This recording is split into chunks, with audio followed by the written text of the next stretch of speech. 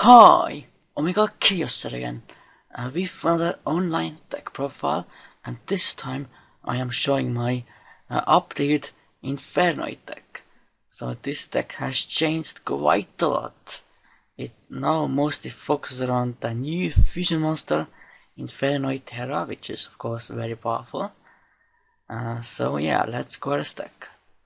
First, 2 Infernoid Onoko, one of the main boss monsters. Pretty much all the Infernoids can only summon themselves by banishing other Infernoids. Of course, the Onunco and Deviate both require you to banish 3 Infernoids. All of them have restrictions that you can only summon them if the combined levels of all the monsters you control, of effect monsters you control, are 8 or lower. So if you already have like Onunco or Deviati on the field, you cannot summon other Infernoids. So yeah, and of course they can't be normal summon or set. So this card's effect is, when this card is summoned, you destroy all the monsters on the field. So pretty much like Karunix. And the second effect, once per turn, during Arabe's turn, when a spell, trap card or effect is activated, you can choose one monster to negate the activation and then banish that card. So definitely very powerful monster. Many Inferno players only run one of Onunco, but I run more because of Infernoid Tierra requires Onunco and Deviate. So yeah. Then the Infernoid Deviate is the same summoning requirements as Onunco and has kind of a flipped effect of Onunco. It destroys all spells and traps when it's summoned, and it negates monster effects instead of spells and traps. So definitely both are very powerful, but I think Deviate is a little bit better because of course it has that heavy storm effect, which is pretty rare these days, unfortunately. Then I run 2 Infernoid Atonda, of course pretty much a double attacker for this and many other high level Infernoids. You only have to banish 2 Infernoids to summon them, so yeah. And all of them, with 4 of them you can choose one monster to banish one card in your opponent's graveyard during other press turn, so yeah. Then 2 Infernoid Satsumas.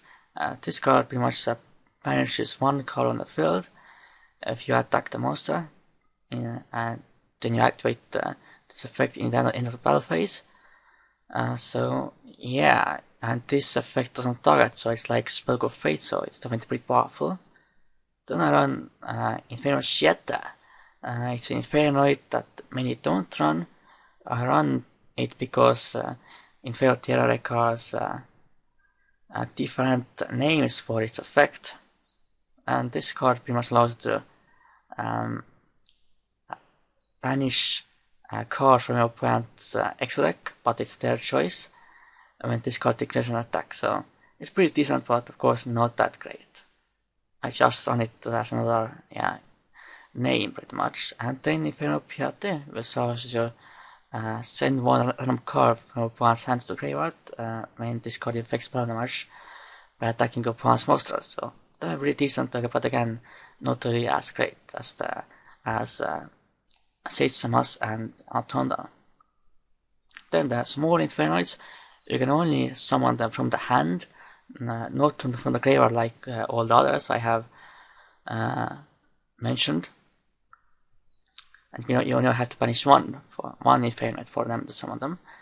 So, and with this you can only tribute your monsters to banish your opponent's card from the graveyard in your opponent's turn, not in your own turn. So, and this card effect allows you to destroy one spell trap on the field.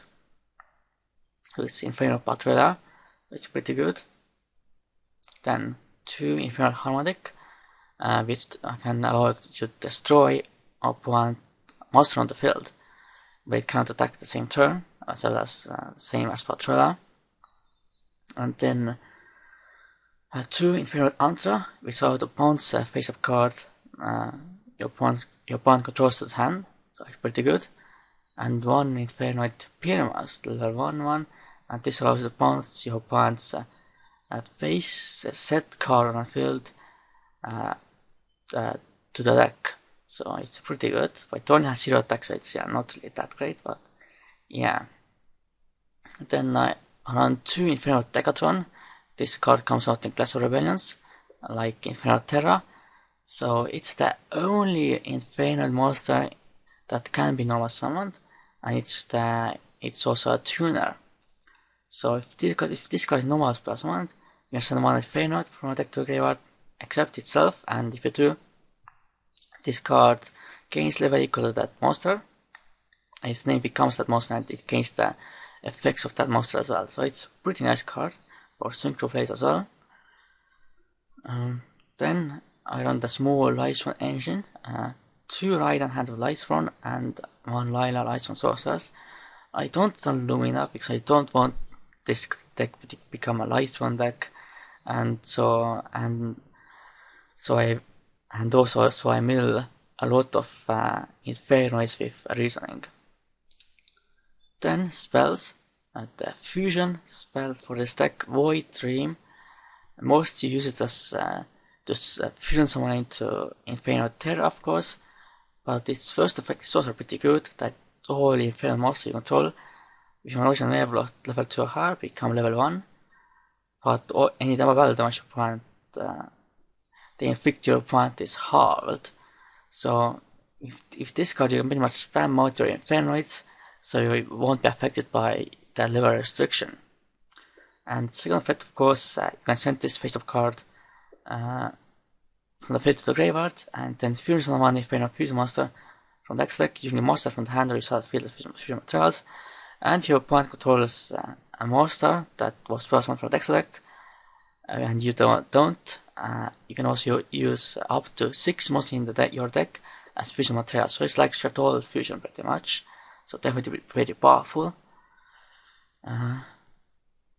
Then 2 in the Void Sphere, basically like problem lands, your Infernoid monster becomes unaffected by card effects, your opponent's card effects that turn, and in the graveyard it's also pretty good. You banish this card to prevent one of your Infernoids from destruction. Then 2 Void Management, pretty much to search out my Void Dream or a Void Sphere if I want to. So yeah, that's pretty much the whole reason.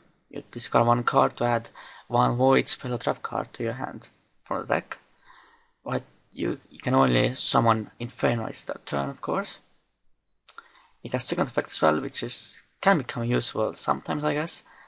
That if my Infernoid monster you control passes opponent's monster, after the damage calculation you send this card to the graveyard and then banish those monsters. So not bad, I guess. Then Monster Agate, of course, pretty much really powerful, of course, because you can just keep revealing your Infernos because they can't be normal summoned, and mill them to the graveyard until you, of course, get to your other monsters. Then, of course, free reasoning. Of course, very powerful card. Once you resolve this card and get a lot of Infernoids to the graveyard, you pretty much win most of the time. Then, of course, just Light Brigade. Of course, search out your Lightsworns and get more cards to the graveyard. 1 Puller from a different dimension, because of course you banish a lot of Infernoids, so good to get them back. Then Traps. I used to actually run Royal Decree in this deck, but since I tend to mill in this deck a lot, and also this deck can deal with back row pretty well already, so yeah. So 1 Skilled Prisoner, of course, protect your monsters from targeting monster effects, and 2 Breakfast Skill, of course, monster effect negation, and both are pretty good in the graveyard as well, so that's why I run them. Then the extra deck, of course, the fusion monster, Infernoid Terra. It requires Infernoid Ononko, Infernoid Deviati, and 1 or more Infernoid monsters.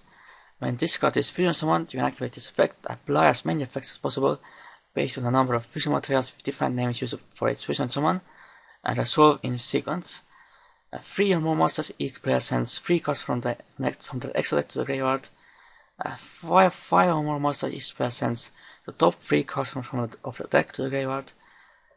So those first 2 effects you are most likely going to resolve, but the last 2 effects are a lot harder to resolve. So 8 or more monsters, each player returns up to the 3 of their banished cards to the graveyard, and 10 or more monsters, each player sends their entire hand to the graveyard. So the last effect is pretty much almost impossible to get off. Then the Synchros, Star Eater, Leo the Keeper Secretary, Yazi, Evil of Dancing, Scrap Parchment, because restriction of Infernoid zoning counts effect monsters, not monsters that don't have an effect, so Scrap Parchment is good for that. Then Black Rose Dragon, Gaia Knight of Force Fair, the same reason as Scrap Parchment. Like Seas Monsters, Divine Dragonite Valorant, number 11 P-Guy, Make Fun of Strakosuck, Chainmail Pearl, of course I run it, same reason as Gaia Knight and Scrap Parchment. Then Gust, Scarlet Musketeer, Dante, Traveler Burning West, and Sky Cavalry Centuria. So, this was my updated Infernoid deck, more focused around Infernoid Terra. Yeah, many don't even run Infernoid Terra, even in the OCG for some reason. I'm not sure why, because Void Dream is pretty much an amazing card. Like anything that can send fusion materials from the deck is completely insane, especially in a deck like Infernoids, which focus on the graveyard. So there are of course many other ways of running this deck. You can even add some like random synchros to the deck to send with Infernoid Terra and then use Miracle Synchro Fusion, but I'm not sure if I will use that variant. So I hope you enjoyed this deck profile. For now, goodbye and Oma Khaos out.